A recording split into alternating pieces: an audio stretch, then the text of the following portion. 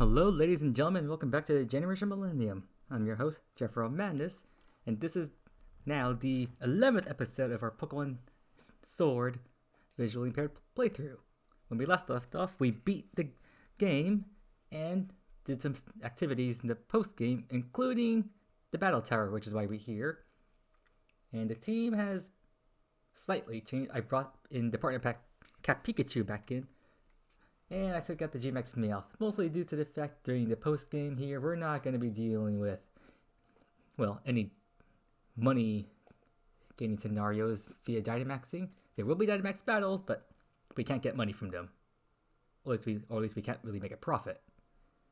So now, it's time to begin the post-game story. So, let's head back to the Slumbering Weald. Or Slumbering Weld? I forgot how you pronounce it. Come on, there we go. For some reason it wasn't moving there. And I already run through a Pokemon. Well, now that I'm back in and I'm recording, it'd be kind of funny if I actually ran into like a shiny at this point. Don't know if my luck is actually that good, but, well, you never know. I've come across so many random shinies in Sword and Shield that I don't even know what to say because of my visual impairments, I keep bumping into Pokemon like that. So I guess my odds of coming across a shiny are much higher than other people's chances who normally avoid wild Pokemon like the plague. So since I keep bumping into them by accident, I guess my odds just go up.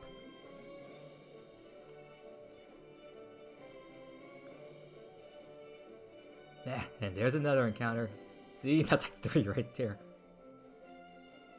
That's kind of how things work in also in pretty much every Pokemon game. The more times you encounter, you're just increasing the odds of you actually encountering shinies. Like, I was playing Brilliant Diamond Shiny Pearl a while back, and I have come across 3 random encounter shinies. Like, I wasn't even hunting them. The first one I encountered was a Scarupy in the Grand Underground. What the, am I stuck? Oh no, I'm moving. Huh, weird. Oh yeah, it's definitely fog. I was wondering how I couldn't see what I was doing. But yeah, I just done a lot of encounters in the Grand Underground because I just went through a lot of trial and error, just trying to catch everything. So I just keep going in and out of the Grand Underground, just running into Pokemon just to check them. And eventually I just ran into a shiny Scruffy down there. I also ran into a shiny Goodbite on my shiny Pearl file when I was doing the same thing over there, but unfortunately I knocked out, well, I did knock out the shiny Goodbite. I swapped in my Roserade hoping I could paralyze it with Stun Spore, but I forgot that my Roserade had the Poison Point ability. So when the Wild Goodbite used Dig, it made physical contact with my Roserade, which then poisoned it, and it had 3 extra turns to survive. I could have just thrown a Repeat Ball and I might have caught it at that point, but I was stubborn. I wanted to catch that shiny in a Luxury Ball, which is why I failed it, because Luxury Balls don't exactly have the greatest capture rates, and since Goodbite is a pseudo-legendary, yeah, his catch rate is pretty darn low. And am I lost? I don't know why I'm not making progress here. Like, what the heck? I'm sticking to the right. I know I'm supposed to stick to the right, but I'm not making progress? The heck? This wasn't this hard the first time around. Did my distraction just talking and making commentary make me lose focus? Oh, there we go. Yeah, under this log. Just continue on like this, hugging the left wall, then going upward. I should be going the right direction right now. Key phrase there, or word, but it should.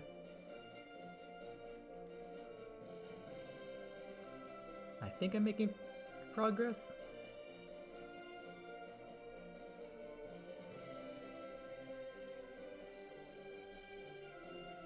Yeah, I think this is the way.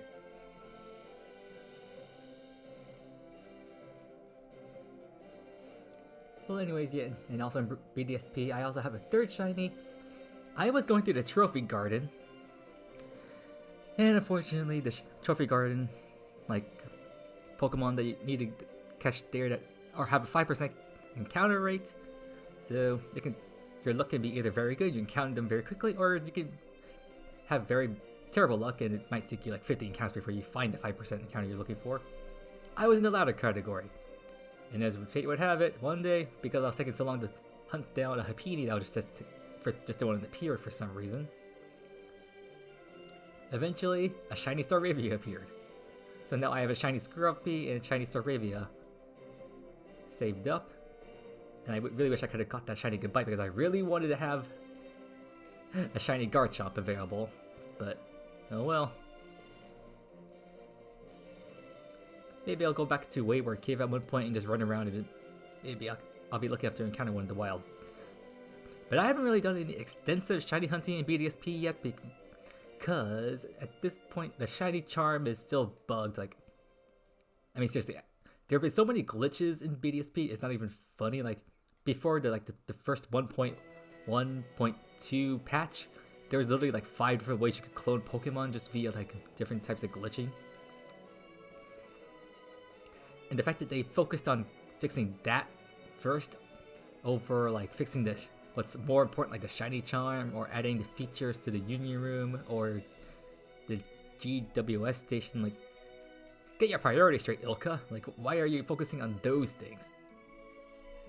At any rate, I finally made my way back here to the slumbering world, and Hop, he's essentially having an identity crisis now because like now that we're the champion and Leon is essentially retired, he's like wondering what his purpose in life is now. Like, since he and I are now the same generation, and since he's supposed to be kind of like our rival, but since we're now champion and therefore better than his own brother who is the best champion in the region, he really doesn't know what to do with himself.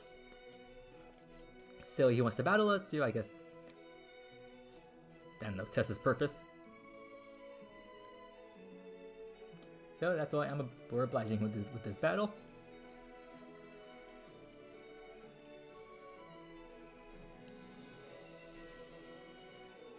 Still, having his legendaries so early on.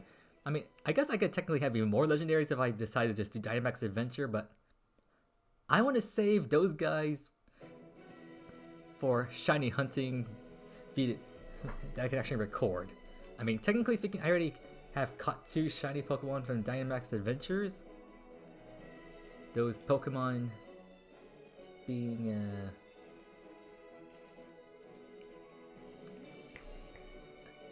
I lost my train of thought there for a second. I've caught Mewtwo and Zygarde so far, both of them Beast Balls shiny from Dynamax Adventures, which are, some people have argued, that are like some of the harder Pokemon from the Dynamax Adventure. Zygarde, definitely, he is the #1 hardest, all because that's the fact that he has his power constructability. Mewtwo, he can be difficult, but as long as you can bring a decent stack mental Pokemon against him, he isn't the worst.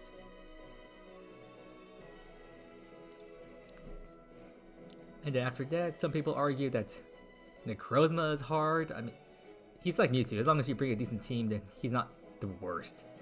But just like most box art or restricted Pokemon, they're all essentially difficult if you don't have any super effective moves against them. Because if you're just attacking with only effective moves, I don't think you're gonna last very long. Especially if you're going up against Xerneas and Yveltal, whose abilities boost their stab. So yeah, those guys are not very optimal for battling. And frankly, I've seen some people have insanely absurd luck with Dynamax Adventures. Like the one Twitch guy I mentioned in the previous episode, his luck was absurd one time. Yeah, it took him I think it was 300 encounters for him in order to finally find shiny Lunala, which was pretty terrible, considering he's supposed to have a 1 in 100 odds to encounter, and yet it still took him 300 just to get Lunala, which is supposed to be the odds if you don't have the shiny charm, but he does have the shiny charm. But then immediately after that, he goes after Reshiram, and he gets it in just the first encounter, which is insane. And then after that, 4 encounters later, he gets Palkia. And he's been hunting Necrozma ever since then, and he hasn't caught it yet. But still, the fact that he had the insane luck to get those 3 so close to each other in a row. It wasn't all in the same stream, mind you. Well, I mean, Lunala and Reshiram was in the same stream, but then Like, he did 2 hunts for Palkia before he called into that stream, and then he took a break for the weekend. He came back on, like, the Monday. 2 more hunts, and there was Palkia. Ugh, if only my luck was that lucky.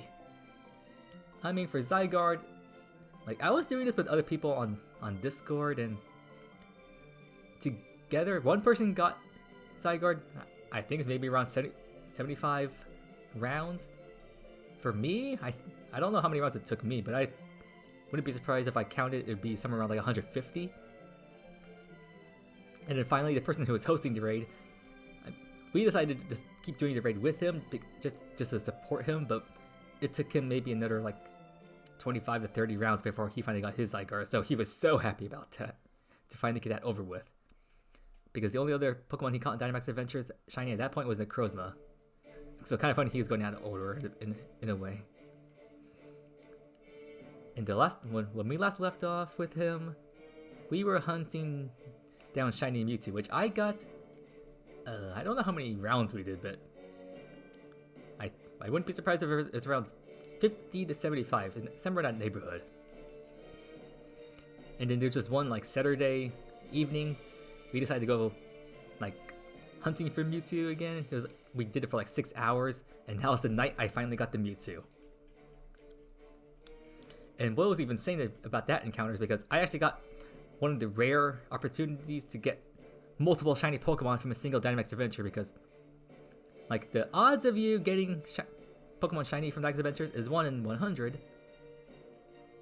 But because of the odds, I mean, you could technically have all 4 Pokemon you can choose to take home with you. They can all be shiny. The odds of that happening are extremely slim, but it's still possible. And I was lucky enough to actually encounter one of the opportunities to see 2 shinies on the screen. For me, it was both Frostlass and Mewtwo. And as tempting taking shiny Frostlass is, I of course took the legendary Mewtwo because I have no idea when I would ever come across that again. So now we've come across here, the Slum being wheeled. We came here to return the rest of Sword and Shield because, like, Sony's like, yeah, you have these legendary items, but you already served their purpose. But the Eternity says, why do you still have them? Just put them back. And Hop's like, okay, we'll put them back. I mean, I guess it's the right thing to do. But then these new characters, Swordward and Shieldbert, I know, they're not exactly the most original names. They're brothers who believe themselves to be descendants of from the kings of Galar, and they believe it's their right to have control over Zacian and Zamazenta, so they've stolen the rusted sword and shield for themselves. So now we're battling them to take back the artifacts once again. I guess this time we actually earned the power because we're actually defending them, and screw you, Blizzard, your first impression.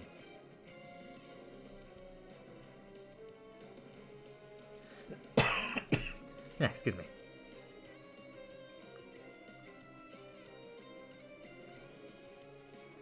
Strange that for someone who proclaims himself to be the Kings of Galar, they wanted their sword and shield that he did not evolve his Doublade into Aegislash.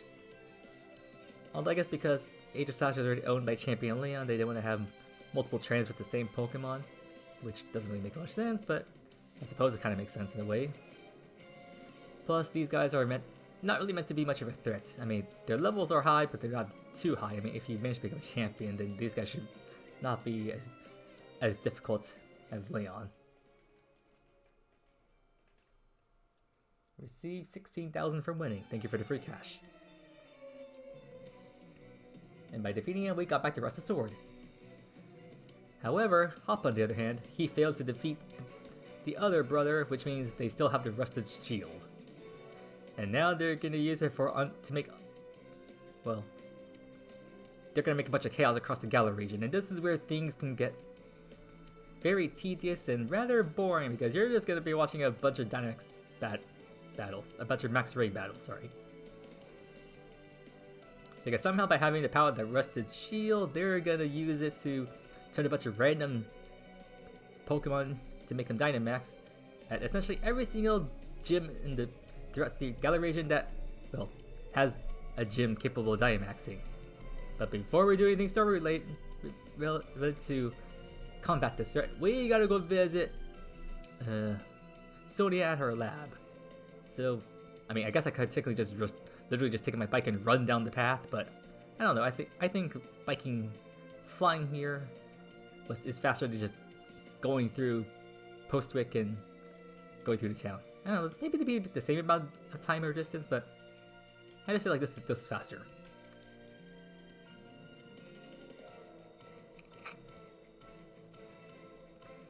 And now, so I think at this point she's going to tell us about her power spot detector is now detecting more power spots, or in others, this areas where the two brothers are causing chaos and causing Dynamax Pokemon to appear. Like, what she's about to show us this her like map of the power spot. I never really noticed any changes on the map. Like, is anything actually glowing? Excuse me, I got a phone call here, guys. Pausing. And we're back. Sorry about that. I apparently forgot to do something when I was washing dishes earlier, so my guardian just reminding me. Well, anyways, back to this power spot thing. Can you guys see like anything different about the map here? I definitely cannot.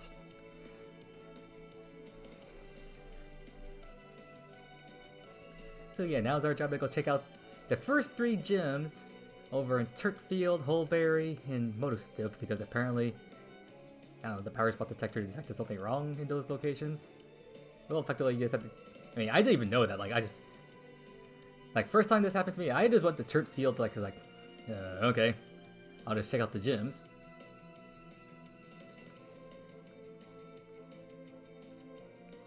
But effectively, this post game is mostly tedious more than hard, because like, we're already over 15 minutes into this, and we're just now getting to the first battle here. And I guess it could be faster if I turn off animations, because that also can take up a good chunk of the time. But again, this is a playthrough, so animations on makes it more interesting. Only time I'll turn off animations is if I was like doing like the battle tower, because that could take a little while. So apparently there's a Dynamax Pokemon now running havoc within the stadium. So now we're gonna team up with Hop, Milo, and Pierce is here. I guess he'll be joining us. I only noticed him because I saw his text box there at the bottom for a moment there. I'm just once again spamming ZR on the controller just to get through this dialogue as quickly as possible. Pokemon is a strange mix. Like, sometimes you can have way too much dialogue and less battling, or you can have too much battling and less dialogue. Finding the balance between them is a bit hard, and we have a Dynamax Serena. This is pure grass type.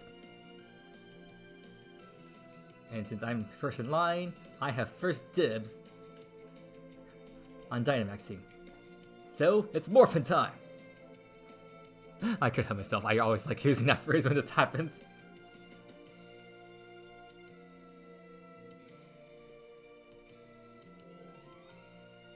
So, G-Max and Teleon. I mean, I'm a water type, so this is not going to be stab damage, but hey, what are you going to do? Maybe I should get rid of the expert belt. Maybe that would be better, because I don't think this one-hit KOs.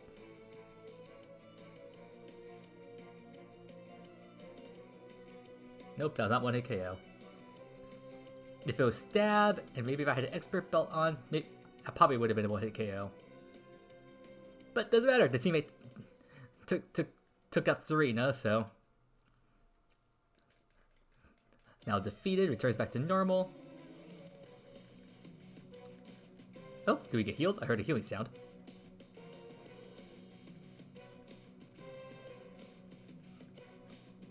So now I think they're just discussing about like what that was about and what we should do. However, we're gonna have a little bit of extra stuff going on. Oh yeah, you also get each gym leader's rare read card during this post game.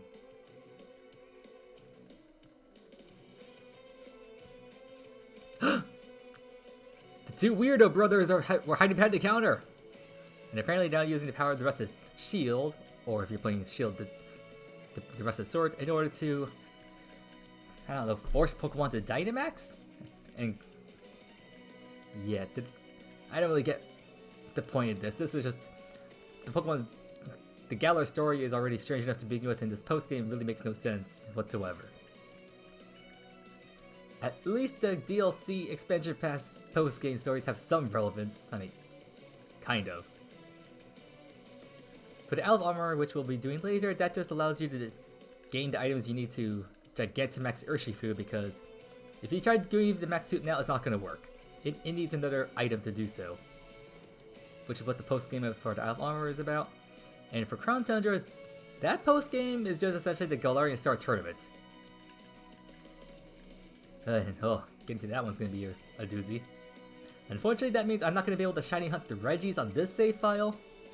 However, I got another save file on the Switch already up and running, which I was somewhat attempting to shiny hunt the Regis.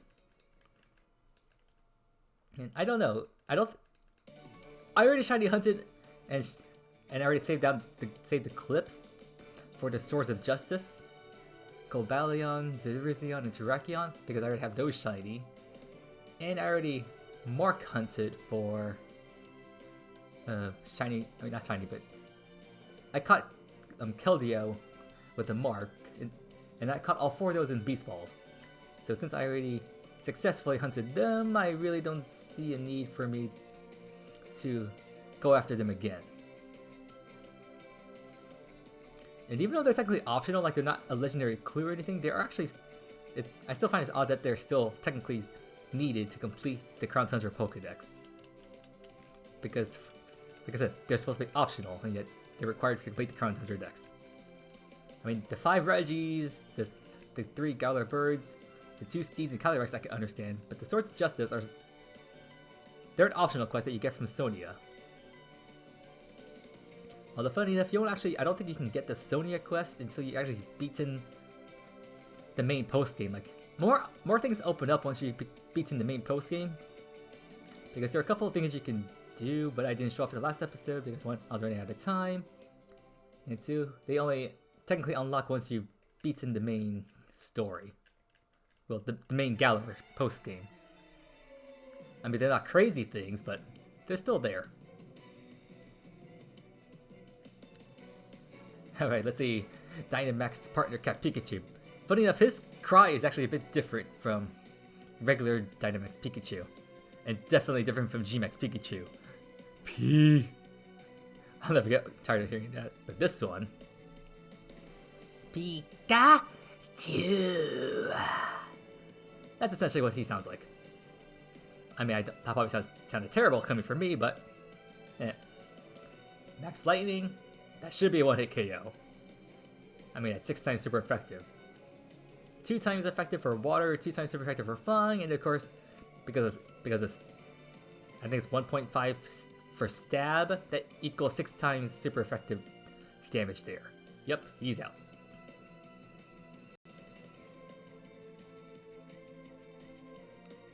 And then we should get, yep, that's a regular lead card. Although the cards are pretty much predictable at this point because you've seen it once, it'll happen again. And then, because we're heading back to Motostoke, that's going to be our fire type. I'll put Inteleon back in front. Head to Motostoke, make sure it's on the left side so you're in the upper section.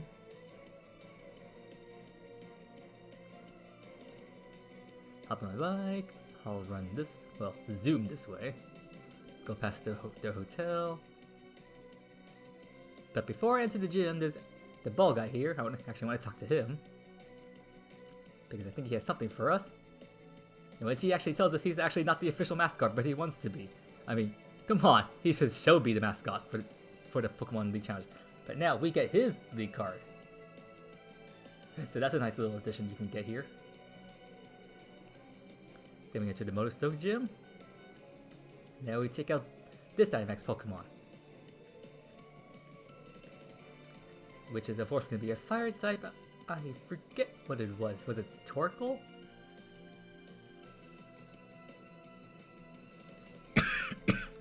Excuse me. I'm not exactly sick per se, but it's not a sore throat, but I just have something in my throat that's like, I don't know. I guess I cough if I don't drink enough water if I talk too long. Yep, Torkoal. Give me a second. I'll just take a little water break while this game loads. Oh yeah, here's the ability drought. This will weaken my water type moves. Now, if this was a regular telling us about the Dynamax, this would turn into Max Geyser, and that would negate the drought. But unfortunately, because it's still under effect of drought when Max Geyser is used, it'll be weakened. So even though it summons rain, it'll still be weakened by drought before it changes the weather. Just to let you guys know how the weather order works when it comes to Dynamax moves and what's currently affected on the field. But since it's a G-Max, we'll instead be using his G-Max Knife Shot, whatever that version is. Oh, I still get the one-hit KO. And then again, Torkoal's stats aren't exactly the best. He's mostly, I think his defense stat is decent enough, but special defense, nah. Then we get Kabu's Berry card. Thank you.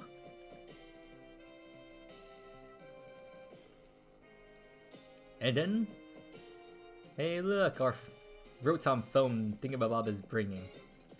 Sonia's calling. What you calling about? Long story short, those weirdo brothers are apparently getting tired of us messing with their plans, so they're gonna go attack the source. In other words, they're at Sonia's laboratory. So back to Westchester. These guys are more annoying than Team Rocket. They'd be less annoying if we actually see them blast it off. You know, that sounds weird. The organization less annoying if we see them blasting off? Well, it's true. Team Rocket's blasting off again is probably one of the best moments of every episode because... I think it was around the Johto arc or so when they started coming up with those ridiculous shenanigans of which Meowth is somehow, like, trying to impersonate Giovanni and praising their plans or somehow. No, Giovanni's... I'm pretty sure if they brought any of their schemes for bringing specific Pokemon to Giovanni, he would have probably turned down like 95% of them. Because a lot of the Pokemon they attempted to steal over the course of like Johto and the Hoenn saga, like, none of them were exactly like rare. I mean, some of them were probably decent. Like, I don't recall which was off the top of my head, but I'm pretty sure there were maybe a couple of rare Pokemon mixed in there, but not many. Like, they attempted to give Giovanni Togepi once when they were actually at the Viridian City Gym, but since Giovanni had no idea what the heck a Togepi was, or exactly how rare it was at the time, because nobody knew about Johto Pokemon at that point. So, he turned down that request. And now we're in a double battle with Hop against the two brothers. I think I should be taking down you first so you don't set up any defenses. And of course, first impression.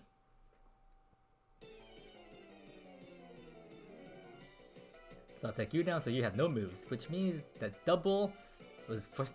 This is why you lost in the first place, Hop. Why do you keep bringing in the sheep?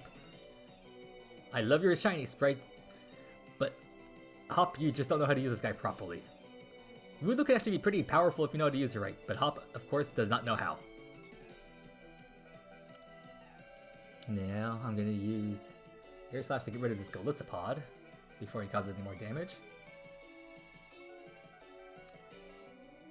Knockout? Yes, good. Ugh, if its emergency exit ability activated at that point, that would have been so irritating. Because then he could come back in and just use his first impression again. I think the only way you could actually get past first impression if he has a priority move of your own. Wait, but did he knock out double? Please say yes. Yes, thank you. Now Hop actually sent in a decent Pokemon.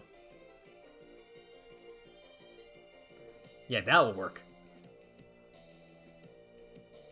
At least it'll work if you use a flying type move on that full links. So finish where you started there, Hop. You attack full links once, so I'll just focus on Bisharp here.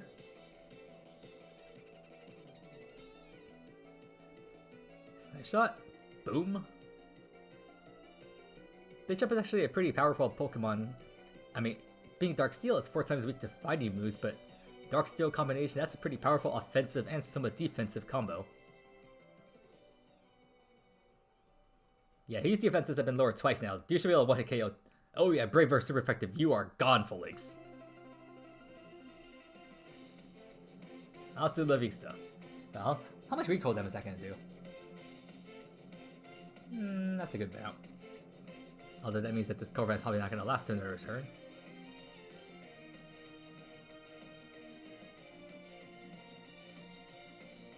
Clang, clang, and who you can send out?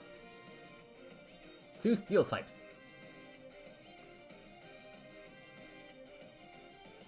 Well, just for the sake of using a different move, I'll take out Cling Clang.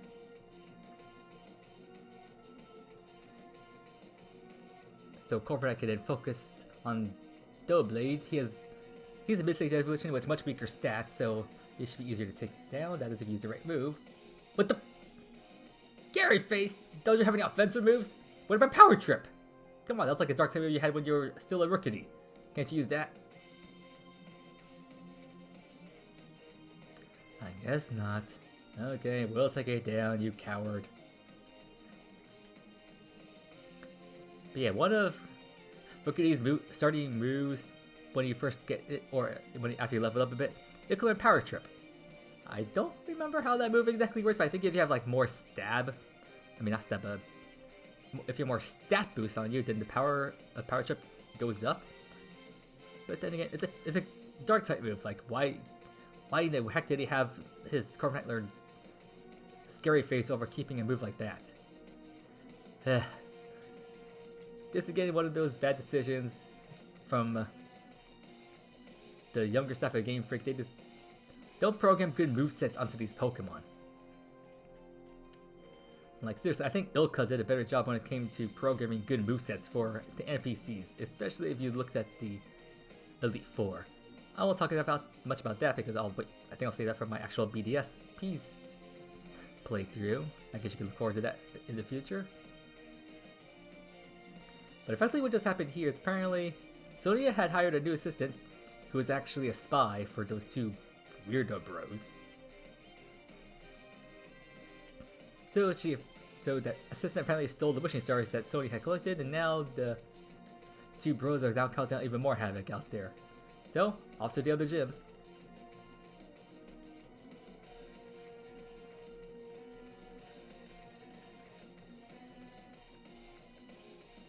And so much dialogue here I don't care about. I mean, seriously. We're already over half an hour into this recording. We're taking out 3 of these guys. We still have like 3 more, I think? Okay, we can finally move again. Thank you. Next stop, Stow Inside. I'll save Hammerlock for last because we need to re-enter the power plant. So I'll save that for last so we can do both of those at the same time. Nope. Same as straight line, thank you. Nope. Yes, thank you.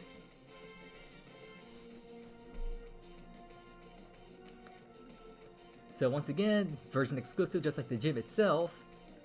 Since we're in Sword, we're about to face a fighting type Pokemon, and if you're in Shield, this would end up being a Ghost type. I forget what I think what we have to deal with here is Conkeldurr? Showing up the pan for Max Ready Battle. Yep, that's Conkeldurr.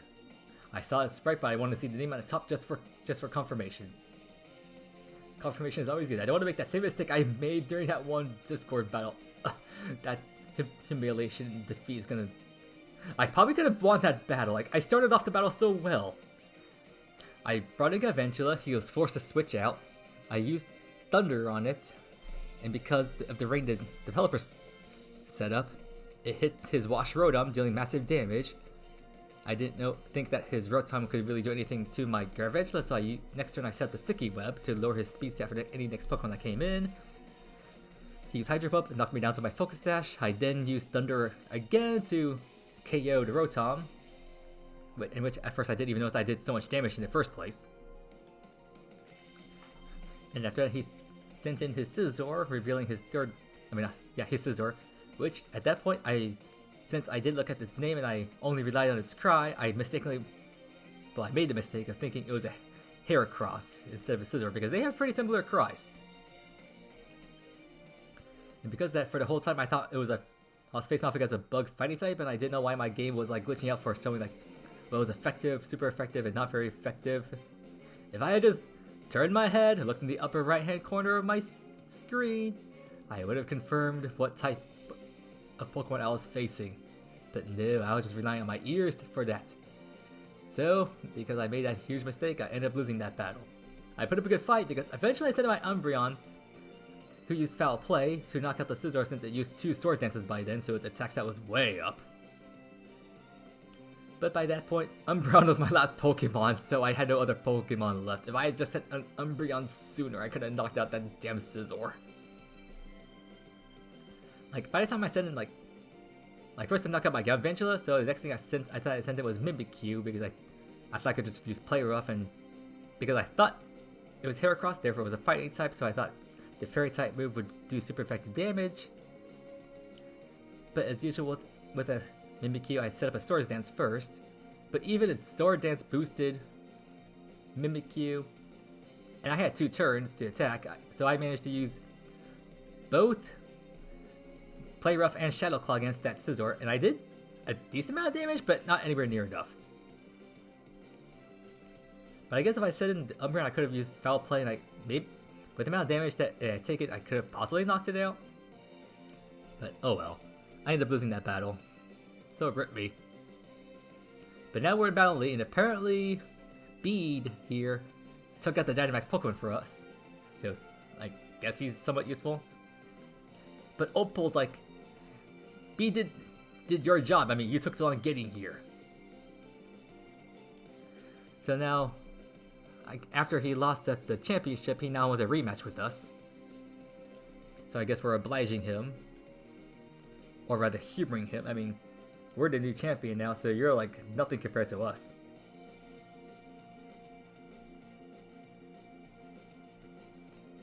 Not to mention, I think his team is higher leveled, but I think it's like the same team from before. Yep, he's Chemical Learning Rubash. Yep, they're much higher leveled. Almost on par with Leon's team, matter of fact. But he's higher level, no, still same team, still same weaknesses. And while my Pokemon are pretty much the same, they're still much higher leveled and have more higher stats, EV trained. My mons are superior. And here comes Hatterene, since this is not a battle in the stadium, you cannot Dynamax. Then again, neither can I, but I don't need to. I think he asked me a question there, and I just skipped through the dialogue, because I'm trying to get this as quickly as possible. I still have the Sirchester and Hammerlock battles to go through, I believe. Smikemith doesn't have any... I mean, it has a gym, but it doesn't have any Dynamax arenas, so we can skip that one. And with the speed we're going, I think we can get through the post-game relatively quickly, although the final battle against that's might take me a bit of time. Hopefully I can get it down on the first attempt.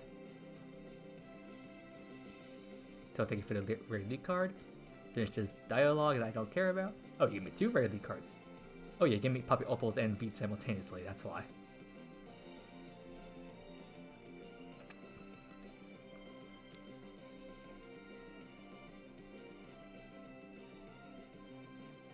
Sorry if I became quiet all of a sudden, I have no script.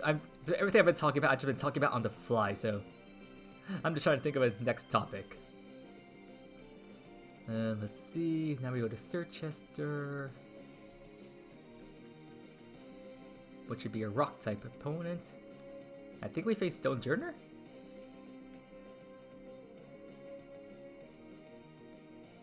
About to find out here.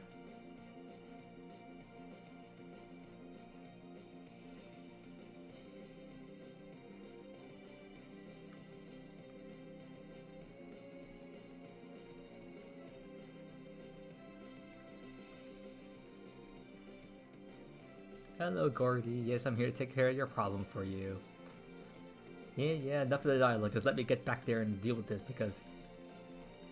Well, in the first 3 battles, when you're in Turf Field, Hulberry, and Motostoke, you probably noticed that we have 3 teammates for the battle. However, after we defeated the brothers in that double battle with Hop, and we go into these battles, you probably noticed that we are now alone. Because for some reason, I don't know, like, there are multiple Dynamax Pokemon, and the other people are now dealing with them themselves, so we have to deal with this one. And it looks like we're dealing with Gigalith, not Stone Journey like I originally thought. And thankfully this guy did not set up the Sandstorm, because if he did, Sandstorm actually boosts the defense stats of Rock and Steel types, I believe, and also Rock types. I don't know if it's both defense and special defense, but I think it's definitely the defense that boosts it, as well as increase the stab power of, well, not stab power, just the effective damage of Rock type moves. Not sure if it's Rock and Dark and Ground. Steel, I don't think gets any benefits though. Anyways, one hit KO. That was easy enough. Last gym should be Hammerlock.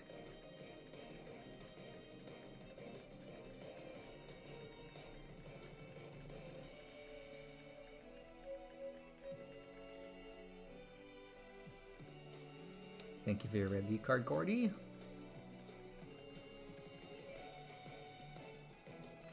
There was actually one time I was watching a VGT battle. I think someone was using Oranguru in combination with Gigalith. So Gigalith was there just to use the Rock Slide under Trick Room, because both of these Pokemon are slow.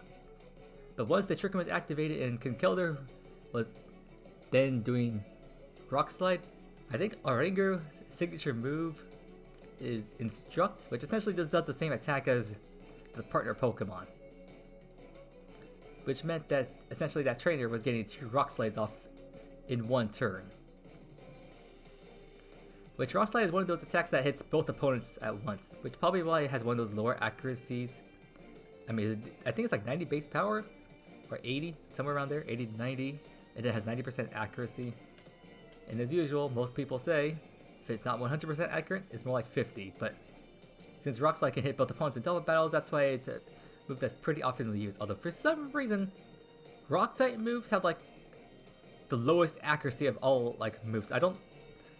Ancient Power is like probably one of the strongest 100% accuracy moves, but only has 60 base power. So the lower the base power for Rock type moves, the more accurate they are, but the higher powered ones like Stone Edge have low accuracies and less PP. I don't know why that is.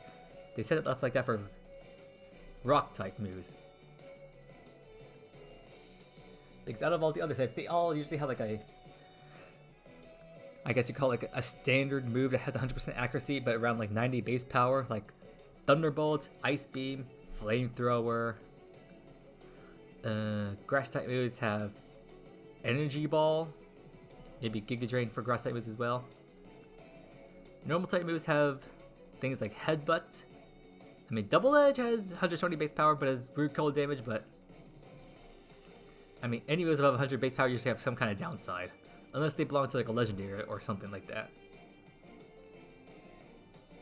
Flying... the most powerful special attacking flying type moves would probably be like Air Slash or Hurricane, but even those have iffy accuracy. Unless they're running a Rain Dance team, then moves like Thunder and Hurricane, they bypass the accuracy check. Like normally their accuracies aren't that good, but if Rain Dance is active on the battlefield, then moves like Thunder and Hurricane, they completely just skip the accuracy check and they always connect. Blizzard does the same thing under Hail. I don't think there's any moves like that under Sandstorm. And the only benefit I can think for Sunny Day is that rather than having to spend 2 turns to charge either Solar Blade or Solar Beam, with Sunny Day active, you can use either of those moves immediately. And Solar Blade was added in Gen 7 to be like a physical version of Solar Beam, which I guess was kind of cool, because like when Gen 4 came out, they then brought in Giga Impact so that there was a physical version of Hyper Beam, because it was Gen 4 when they added in the physical special split. Because prior to Gen 4, whether an attack relied on the physical stat, like the attack stat or special attack stat, was completely dependent on the Pokemon's type. And as of right now, the easiest way to remember which Pokemon types from Gens 1 to 3 were the special attacks is to just look at all the EV evolutions and then add Dragon. Which means from Gens 1 to 3, all special attacking types were Water, Electric, Fire, Psychic, Dark, grass, ice, and, well, fairy type didn't exist back then, so that doesn't count. And then dragon. Which meant all the other types, which I don't think I can name off the top of my head. Let's see. Bug, flying, rock, normal, ghost, poison, steel. Did I mention rock or ground? But essentially, those are all the physical moves. Which is actually more important than you would think back in those days, because this meant for like a Pokemon like Snorlax, who relied on his physical attacks, but this meant that if you used a move like, say, Shadow Ball, which from Gens 4 and onward is a special attack, but because the Ghost-type moves are seen as physical attacks back in those days, this means that Snorlax now has a powerful physical Ghost-type move, so he can actually hit Ghost types. So again, that kind of information could make or break it all the difference. Or say for a Pokemon like, say, Metagross, who has an extremely powerful physical attack stat, but unfortunately, because he's Psychic Steel, his 2 stabs are diverted, because Psychic is then based off his special attack, and then Steel is based off of physical, so... For a Pokemon like Metagross back in Gen 3, you would probably see him with a moveset maybe like Meteor Mash, Earthquake, Explosion, and Protect, if you want to be like a competitive sort of person. And he wouldn't run any Psychic type attacks because that would be based off his special sense instead. Which also meant back in those days, a Pokemon like, say, Sneasel was effectively worthless because he's a very fast Pokemon, but he's also a physical attacker. And both his stab types and moves, Ice and Dark, are treated as special attacks back then. Which made Sneasel like worthless in those days. Which is why when Gen 4 came out, they rectified that by bringing in the physical special split. In which I didn't even know about the physical special split for a while. Like, I mentioned Pokemon Battle Revolution a while back. It was during that time I actually sort of noticed the physical special split, because I one time was in the double battle, and I brought in Charizard and Dragonite. And I noticed that, well, I gave Earthquake to both of them, and while Dragonite's Earthquake was definitely powerful, I noticed that Charizard wasn't doing as much damage as Dragonite. And while both their, I did look at their attack stat eventually, but like, I didn't really understand types and stats as much as I do now. Back then, I was really like, at that point, I was like early high school-ish for my time, so you probably think, wow, it's pretty naive for like an early high schooler by that point. But I think that was due to my autism, maybe, to a point, because a lot of what I understand now, I really didn't understand until like my late high school, early college days. Like, I guess I kind of matured mentally at a slower rate. And then when it came to observing Pokemon knowledge, I was also a bit slow, I suppose. Although I did play them and I enjoyed them, I still beat them, so... Even the harder Pokemon spin-off games like Pokemon Coliseum and XD Gale of Darkness, I beat both of those games, and they were fun. I didn't exactly have like extreme difficulty with them, although Coliseum does have its moments where it can be pretty tedious.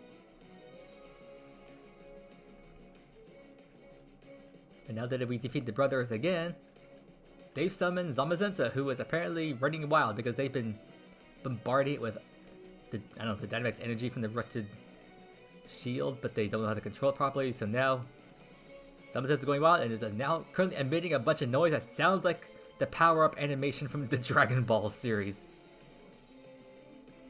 And now we have to battle this out-of-control Zamazenta. You all were just a plain fighting type because you don't have the crown on you. Well, the crown, the Rusted Shield, so you're not in your crown form. So hopefully this one Air Slash should take you out with no problem. That is if I actually connect. Yep, I connect. This should be 1-hit KO. Nice. And now we can prepare for the battle against Zacian. And, oh, we're getting close to the end of the episode, so hopefully we can catch this guy relatively quickly. And hopefully nothing happens to my recording because I actually want to save here. I've noticed that with my current camera setup, if I accidentally close the app, or, well, not close, but if I like hide the app, it actually stops the recording for some reason. So I gotta be careful about that for future recordings because I don't want that to happen. But Zacian comes in to stop Zamazento's rampage. Zamazento then runs off back to the slumbering wheel, and I think Hop has like, yeah, he takes back the rest of the shield from this guy's like, you're a big coward, you don't deserve this, I'm gonna take this back to where it belongs. Which leaves us with Zacian, who I believe, because now we've taken back the rest of the sword and we've protected Galar from all these threats, I guess he now believes us worthy to be able to battle and catch him. Which unfortunately means he's going to be pretty difficult. And here's another point where many people complain, because if you saw how Zacian turned around, like, his sprite model literally just like turned around, like it showed him like walking, but in reality his sprite was just turning. He wasn't actually walking under his own power, his sprite was just turning around. So yeah, another point in contention for many players. And now I'm going to switch out my team composition slightly, because I actually want to try to catch this guy decently. And if you're wondering what I'm doing, well, Alakazam has the Synchronize ability, and I want this guy to have a jolly nature.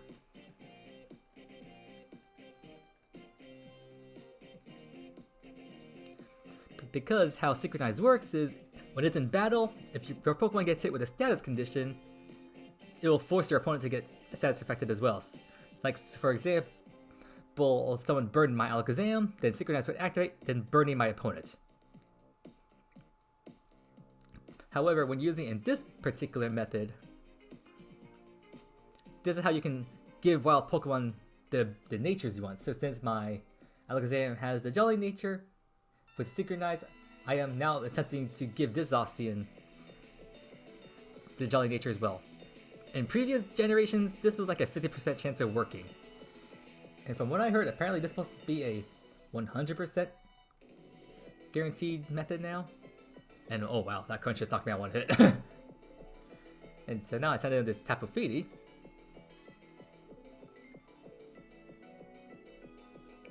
And yes, this is a shiny Tapu Fini. This is from a event from Gen 7. If you participated in any of the international championship tournaments, online competitions back in those days, as long as you completed at least one battle, you got this Tapu Fini as a reward, and you can get Tapu Bulu and Tapu Lele as well. Tapu Koko was just a mystery gift that anyone could have gotten. But the other three Tapus I mentioned were locked behind their respective international championship online competitions that you had to just sign up for. And I've trained this type of Fini to be defensive, like really defensive. So first Aqua Ring is like leftovers, like the item it's holding. It'll recover HP every round. And I'm using Silk on Zacian, so this will take away his Fairy and Steel typing, therefore just turning him into a plain Water type. This will take away his Stab damage output, which will hopefully weaken his attacks a little bit, so he doesn't take me out like insanely soon. And apparently my luck is not all that good because he hasn't been paralyzed yet. And now I'm going to use Nature's Madness, which is like Super Fang, always guaranteed to knock down the opponent's HP by 50%. Seriously, get paralyzed, dang it.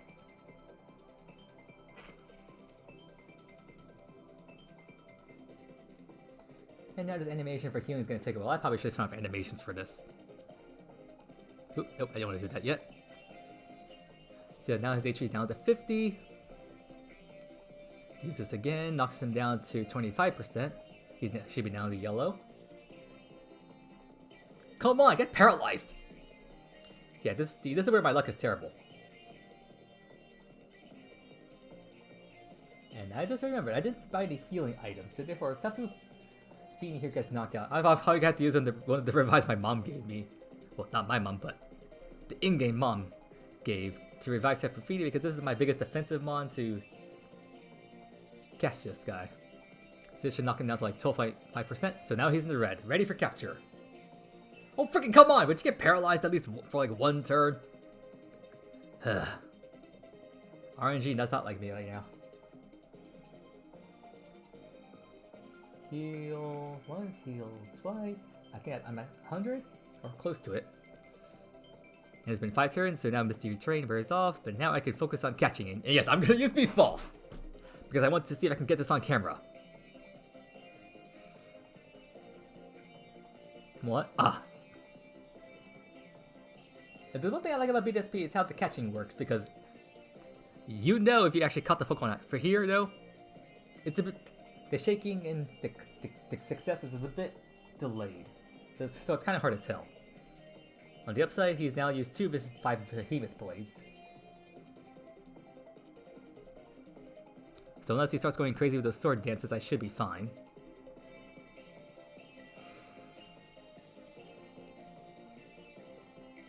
Ah, 1 shake. Oh god, another sword dance.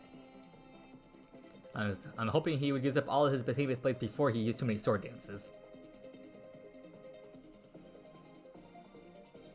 Yeah, this might take a while. We're almost to the end of the episode mark. I was hoping I could finish the entire post-game before then, but hopefully I can catch this guy. Come on, RNG, please like me. Nope. Come on, be paralyzed. Oh, frickin' come on! And this crunch doesn't do much damage because it's not very effective. But he's used 2 sword dances, so that might be negated slightly. And then if you use Sacred Sword, will bypass any defenses, but it's also not very effective.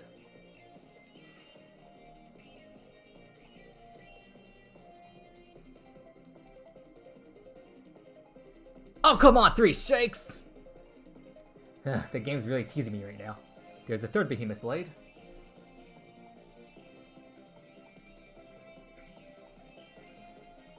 Oh, Jesus Christ. Oh, come on, critical hit! Okay, at this point I just have to heal.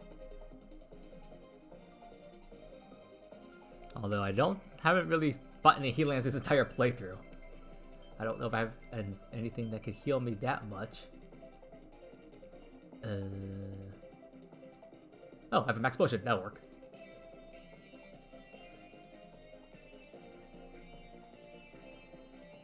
I wonder where I got that max potion from. Maybe I picked it up in the Crown Tundra when I was running around. Oh, thank you, you're finally paralyzed.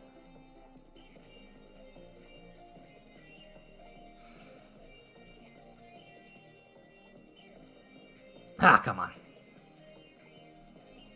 I don't know if his capture rate is higher or lower.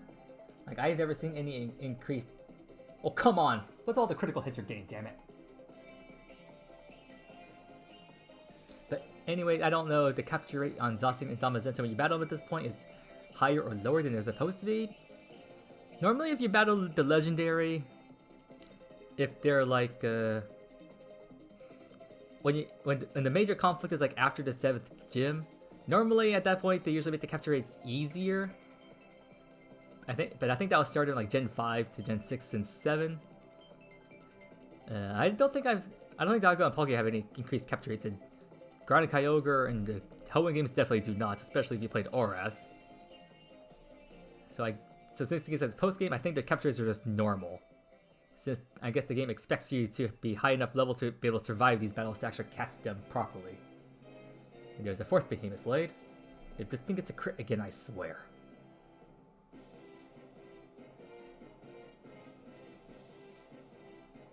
Okay, that was not a crit, but still. In fact, you almost killed me. At this point, I think I'll just go straight for the capture.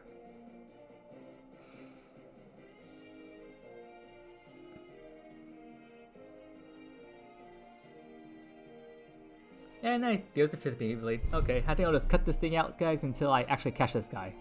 BRB. Booyah!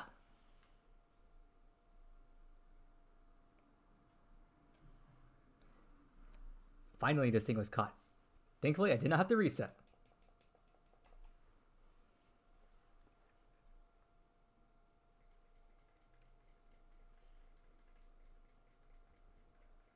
So now that this guy is caught, what next? Well, there's still one more thing we have to do back in the Slumbering Wheel, because like we said, Zamazenta ran back there. So even though these two are effectively now surrendering themselves to peers because I guess, I don't know, he's like some kind of policeman. And since we didn't go to Spike Myth, we now can go deal with his... I mean, well, we didn't go to his gym, so I guess he just gives his lead card here. And now Hop is calling. Oh, hey, that's Zamazenta's call. So he's essentially trying to calm Zamazenta down. So now, let's go check up on him. So, back to Postwick.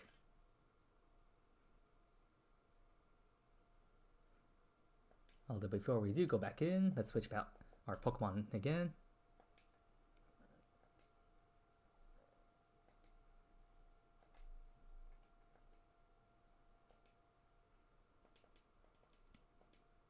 And I think our Dracovish is still knocked out, so let's go talk to our mom to heal our team.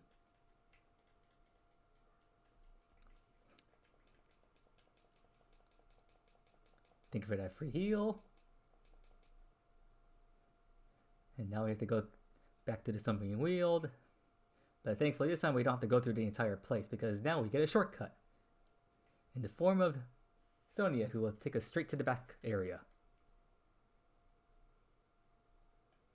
In which we now see Hop being confronted with Zamazenta, who sounds tired? I mean, after getting bombarded with all those energies and then running back here, and I don't know, maybe Hop battled against it, so it's pretty worn out.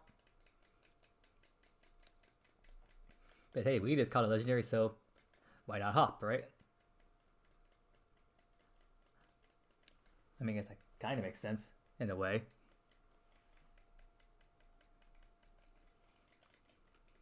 But the thing is, just like his brother against Eternatus,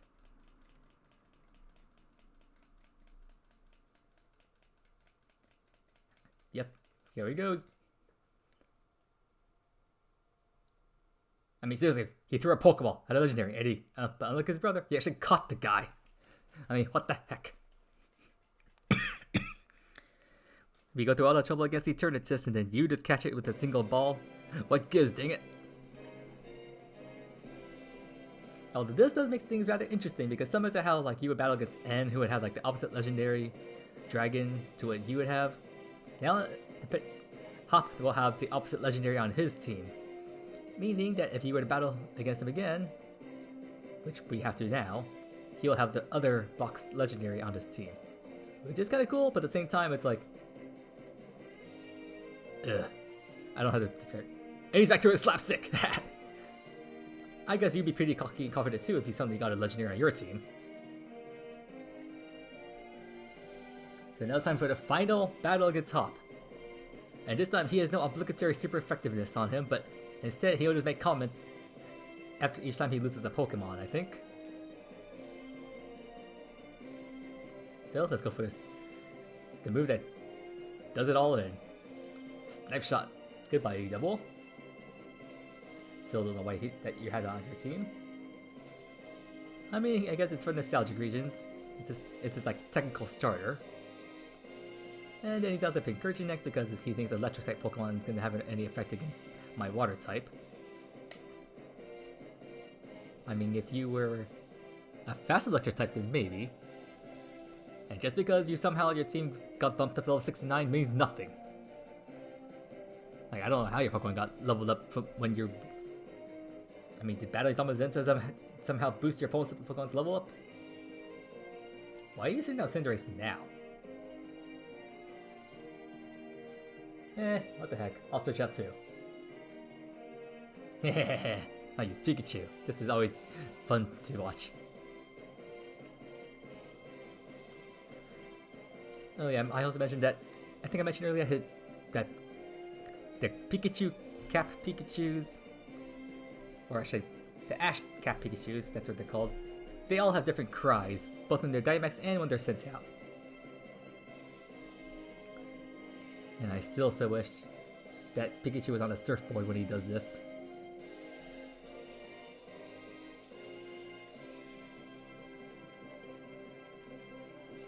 That's 3 down. Now you're sending out Snorlax.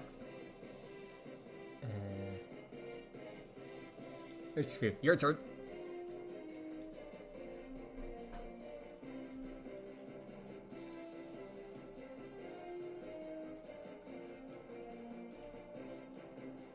Hey, yeah, skip your dialogue.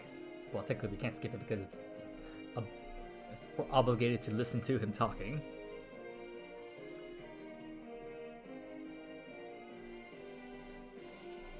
Yeah, my stats lowered. Move on.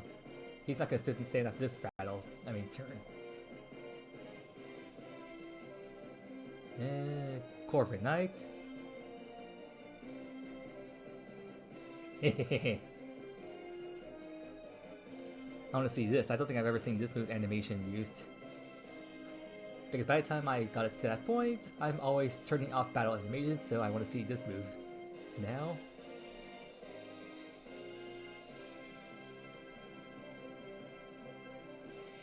Two steel types going up against each other. However, mine's superior. I got a fire type move. Oh yeah, that looks cool. And if you're wondering how Solgaleo can learn Flare Blitz, well, he's the Pokemon of the Sun.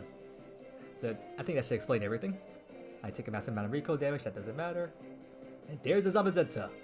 If you're bringing out your legendary, I'm bringing out mine. But mine's superior because 1, mine's shiny. And 2, Zacian is way better than Zamazenta.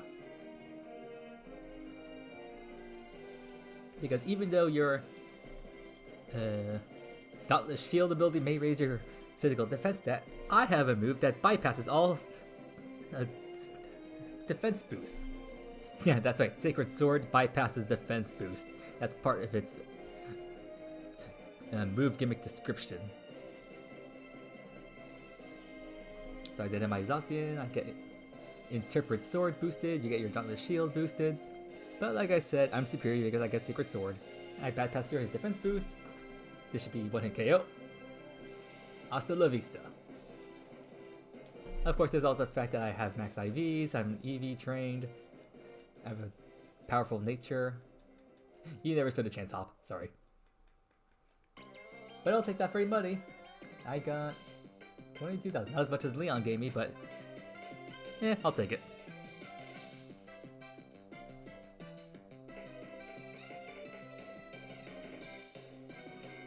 Then Hop's defeated, and at this point he has an epiphany of sorts, because now he's got a legendary and he's had time to reflect, like an entire hour to reflect, mind you, like in-game time wise.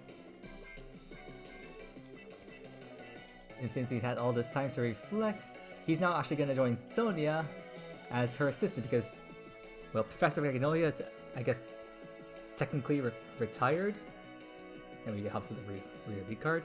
So since Professor Magnolia retired, Sonia is now the official professor of the Galar region. And so Hop's now going to join as her assistant as they continue to study Dynamax energy as well as the Pokemon around the Galar region. Which actually ties in to the Isle of Armor because for the Isle of Armor post-game, well, we're actually going to meet up with Hop over there. But that's not going to be for this episode because we're already past the 1 hour mark.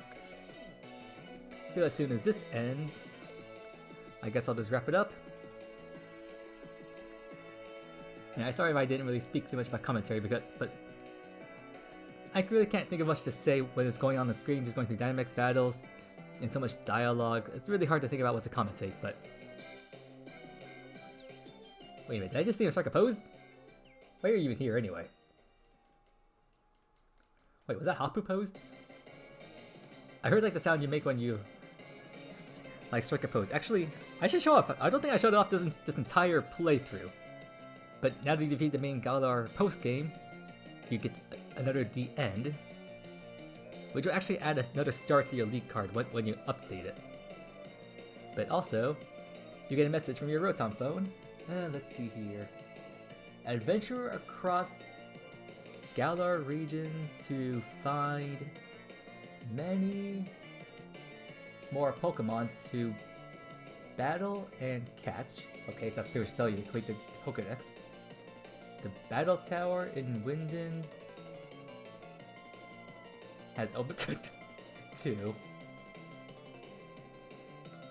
It's filled with trainers stronger than those you faced up to now. Challenge them if you dare. I already did that, thank you. Although there was actually one more thing at the Battle Tower I forgot about. during the last episode. Maybe I should just go do that now. While I'm here anyway. Might be funny the fact I began the episode of the Battle Tower, I'm gonna end the episode of the Battle Tower. But there's this train over here. And there's one Pokemon, if you're wondering what that is. And then we talk to this person. They have a type null. Hey, we got a free type null. Lovely. Add to the PC. And then we also get all of Silvali's memory drive items, which essentially just changes its type when it's holding one of the drives. So yeah, and surprisingly, type null is actually part of the Galar Pokedex, so that's actually required to also complete the dex among like that G-Max Charmander we got before as well. So, I guess that'll just wrap up this episode. Guys, next time we'll take on the post-game for the Isle of Armor, which will probably, I have to revisit the Forest Focus episode, so I have no idea how long that will take me. So, yeah, I guess wish me luck. So if you guys enjoyed this episode, as usual, like, comment, subscribe, hit the notification bell, follow me in Discord, and support me via Patreon. Links will be in the description down below. And I guess I'll see you all next time. Take care!